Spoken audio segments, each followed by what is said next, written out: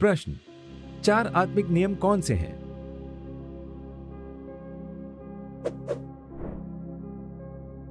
चार आत्मिक नियम उद्धार के सुसमाचार को दूसरों तक बांटने का एक तरीका है जो यीशु मसीह पर विश्वास करने के द्वारा प्राप्त होता है।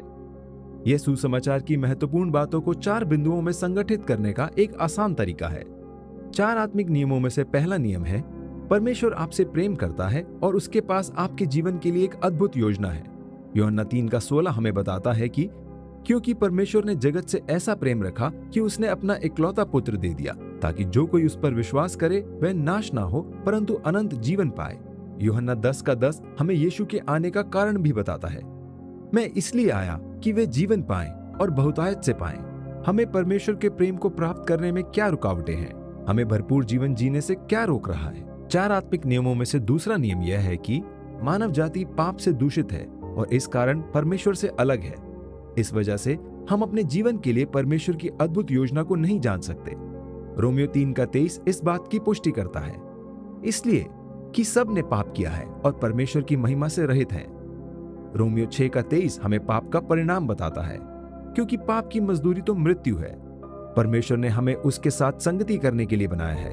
हालांकि मानव जाति के कारण दुनिया में पाप आया, जिसके कारण वे परमेश्वर से दूर हो गए और जो रिश्ता परमेश्वर हमारे साथ रखना चाहता था उसे बिगाड़ दिया। तो इसका समाधान क्या है? 4 आत्मिक नियमों में से तीसरा नियम यह है कि हमारे पाप से मुक्ति पाने के लिए केवल यीशु मसीह ही परमेश्वर का एकमात्र उपाय है। यीशु मसीह के द्वारा हम अपने पापों की क्षमा प्राप्त कर सकते हैं और परमेश्वर के साथ एक सही रिश्ते को फिर से बना सकते हैं।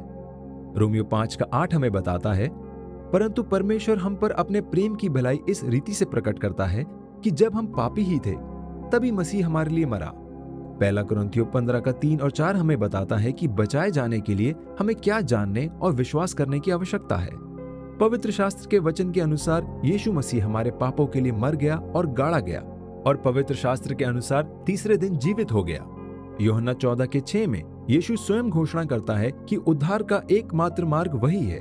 मार्ग और सच्चाई और जीवन मैं ही हूँ। बिना मेरे द्वारा कोई पिता के पास नहीं पहुंच सकता।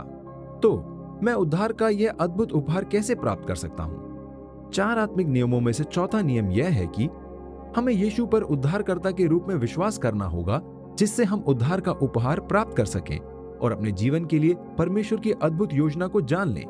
यूहन्ना 1:12 यह बताता है कि परंतु जितनों ने उसे ग्रहण किया उसने उन्हें परमेश्वर की संतान होने का अधिकार दिया, अर्थात उन्हें जो उसके नाम पर विश्वास रखते हैं। प्रेरितों के काम 16:31 बहुत स्पष्ट रूप से बताता है, प्रभु यीशु मसीह पर विश्वास कर तो तू और तेरा घराना उद्धार पाएगा, क्योंकि विश्वास के द्वारा अनुग्रह ही से तुम्हारा उद्धार हुआ है और यह तुम्हारी ओर से नहीं वरन परमेश्वर का दान है।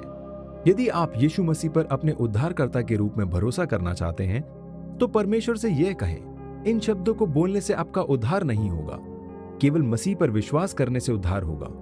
यह प्रार्थना केवल एक तरीका है परमेश्वर पर आपके विश्वास को व्यक्त करने का और आपके उद्धार के मार्ग को खोलने के लिए उसे धन्यवाद देने का।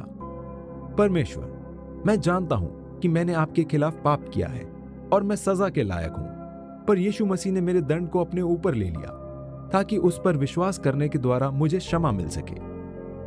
मैं उद्धार के लिए आप पर भरोसा रखता हूं। आपके अद्भुत अनुग्रह, क्षमा और अनंत जीवन के उपहार के लिए धन्यवाद। आमीन। क्या आप अधिक जानकारी चाहते हैं? सब्सक्राइब करें ताकि आप अगला वीडियो मिस ना करें।